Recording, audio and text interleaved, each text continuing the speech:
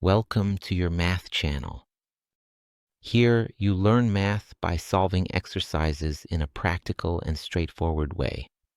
Subscribe to the channel, leave a like, and comment on what you want to see in the next videos.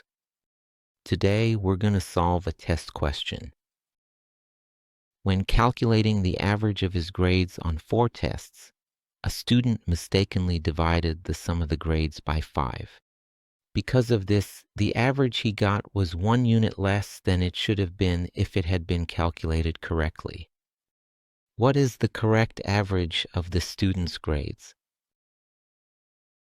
We don't know what the grade is, so I'm going to call it x. X should have been divided by 4, but it was divided by 5, so x divided by 5. And x divided by 4 minus x divided by 5 equals 1. That's the difference in the grade. So let's solve this problem here. First, let's find the least common multiple of 4 and 5, which is 20. So it's 20, the least common multiple, we divide by the denominator and multiply by the numerator. 20 divided by 4 is 5. 5 times x is 5x. Minus 20 divided by 5 is 4. 4 times x is 4x equals 1.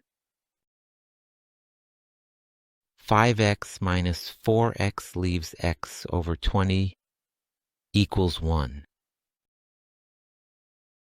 Here, there's a division happening, so when it goes to the other side, it becomes a multiplication.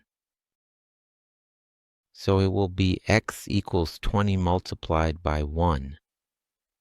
In other words, x equals 20. X equals 20, he divided by 5, so he got 4 here, but in the wrong way, he calculated the average incorrectly. He should have calculated the average by 4. 20 divided by 4 equals 5, so that's the correct answer, which matches what was described, which is 1 unit more than it should have been. He had found the average of 4, but the correct one is 5.